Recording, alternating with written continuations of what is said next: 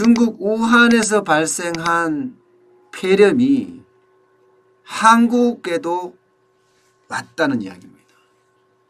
진짜 우울한 소식이에요.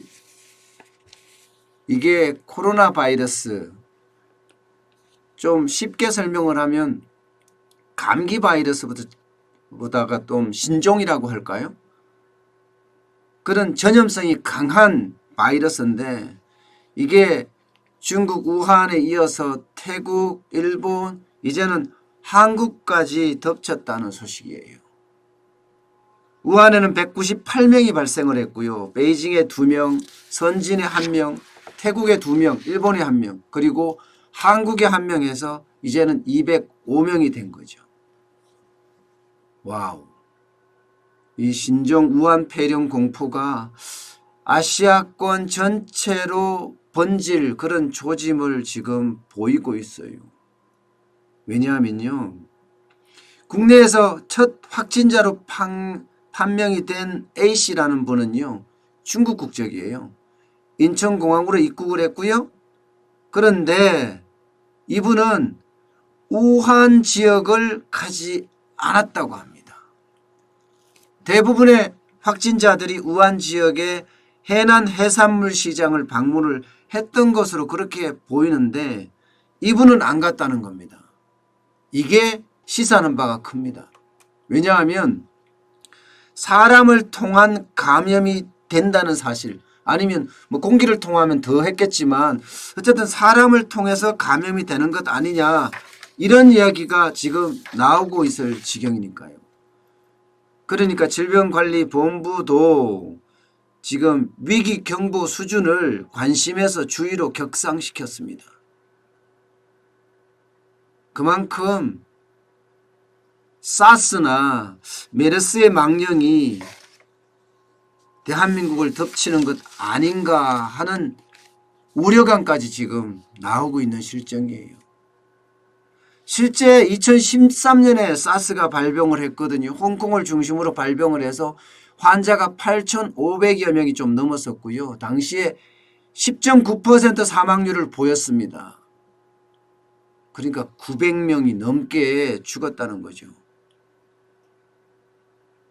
메르스도 마찬가지입니다. 2015년에 1,400명 환자가 발생해서 500명 이상의 환자가 사망했어요. 500명 이상의. 우리나라에서는 200명에 가까운 환자가 발생을 해서 38명이 사망을 했고요. 진짜 사스와 메르스, 이거 진짜 무섭잖아요. 메르스 하면 중동 호흡기 증후군이었어요. 그러니까 중동 쪽에서 온 바이러스 질병이라고 이야기할 수가 있죠.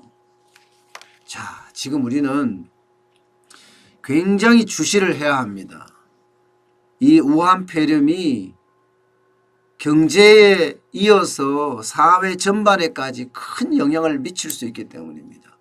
바로 여러분의 가정에도 그만큼 영향이 미칠 수가 있습니다. 일단 3가지 단계를 가지고 좀 유심히 볼 필요가 있습니다. 이게 진짜 전염력이 강하냐, 얼마나 빨리 많은 사람들에게 감염시키는가 하는 점입니다. 지금 한국에서 발생한 첫 확진자는 그 우한 지역에 있는 해난 해물시장을 가지 않았다고 해요. 그러면 누군가의 접촉으로 인해서 감염이 될 가능성이 굉장히 크다. 그럼 같이 타고 온, 비행기를 타고 온 옆자리 앞자리 모든 사람들에 대해서도 지금 의심 환자에 놓고 조사를 하고 있을 정도니까요. 만약에 이게 사람에 의해서 감염이 된다고 하면 조심해야 되는, 이거는 이제 경계의 대상이 됩니다. 두 번째가 치사율입니다. 치사율. 앞서 말씀드린 대로 사스 같은 경우 10.9%였거든요. 노인 환자는 50% 가까이 됐고요. 메르스 중동호흡기 증후군은 세계적으로는 38%였습니다. 국내는 20%였고요. 엄청난 치사율이죠.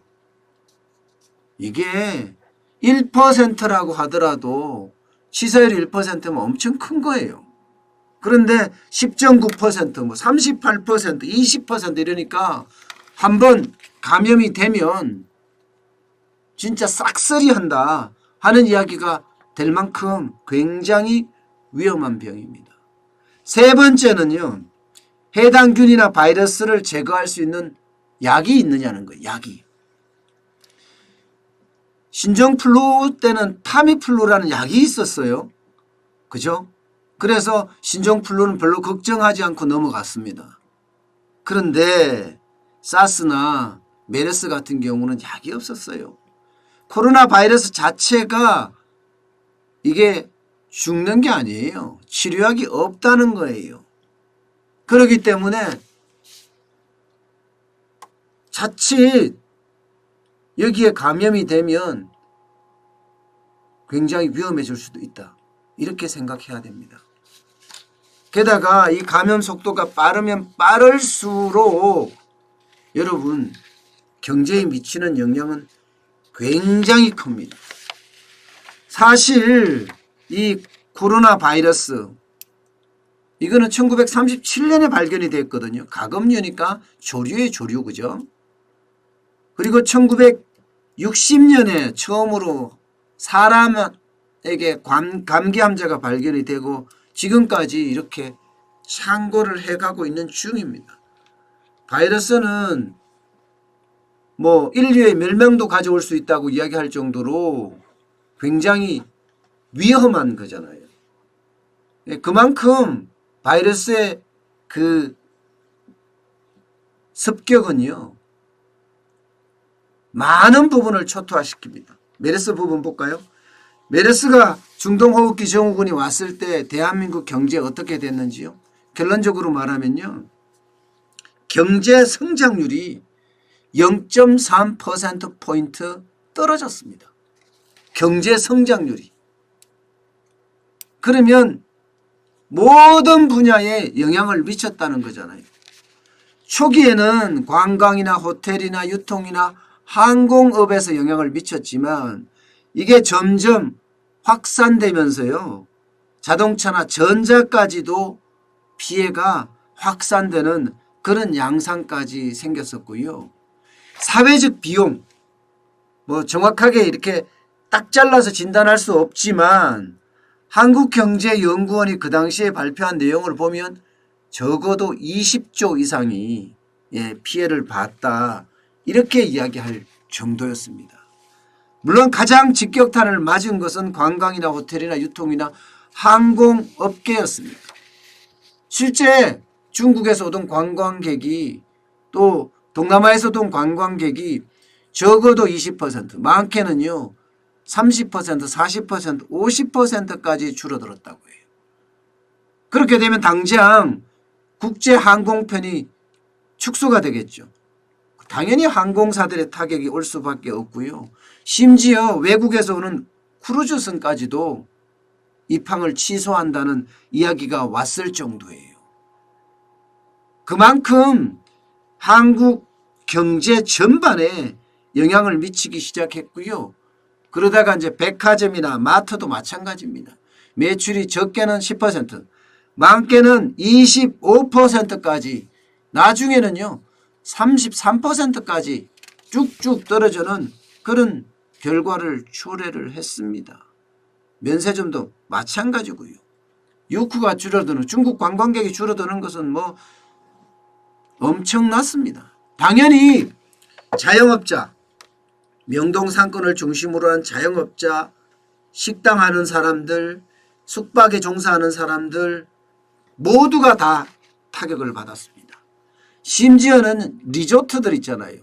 놀이공원들, 뭐 수족관, 극장, 워터파크, 심지어 대중교통 이용객도 확 줄어들었어요. 확. 예. 어떤 전망에서는요. 이러다가 디플레이션이 오는 것 아니냐 이렇게 전망하기도 했어요. 왜냐하면 농산물 가격은 급등하고 서민 고통은 굉장히 심해지고요. 건설업체까지 타격이 미쳤으니까 어떻겠습니까? 기업은 단체 행사를 줄줄이 연기하고요.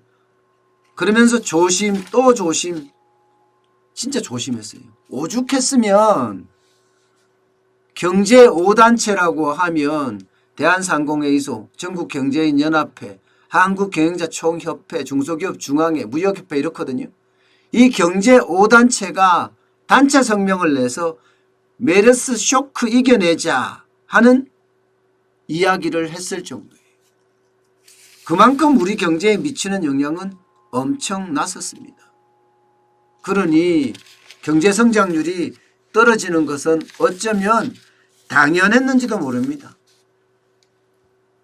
그 당시 2015년 전망치가 한국 경제 3.1% 성장한다고 했거든요. 이게 2.8%로 하향 조정됐으니까요. 지금 우한 폐렴이 그렇게 갈 수도 있습니다. 그래서 두려운 거예요. 코로나 바이러스라는 게 그 확산력이 엄청나거든요. 지금 처음에 우한 폐렴 할 때는 단순하게 신종 코로나 바이러스겠구나 했지만 지금 확산 속도가 상당히 빠른 것으로 보이거든요. 게다가 중국 우한에서만 그치는 것이 아니라 베이징으로, 그죠? 선진으로, 그리고 태국으로, 일본으로, 한국으로 이렇게 아시아 전역까지, 중국 전역을 포함해서 아시아 전역까지 점점 퍼지는 모양새란 말입니다. 이것은 한국 경제에도 엄청난 타격을 줄 가능성이 굉장히 큽니다. 안 그래도 우리 경제 어렵다 하고 있습니다.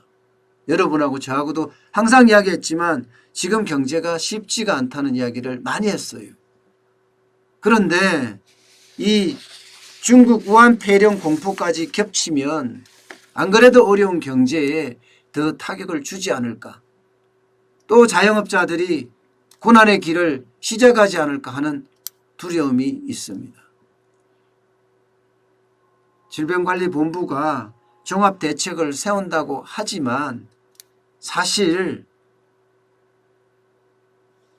엄청나게 꼼꼼하게 하지 않는다면 또 방역망이 뚫릴 수도 있어요.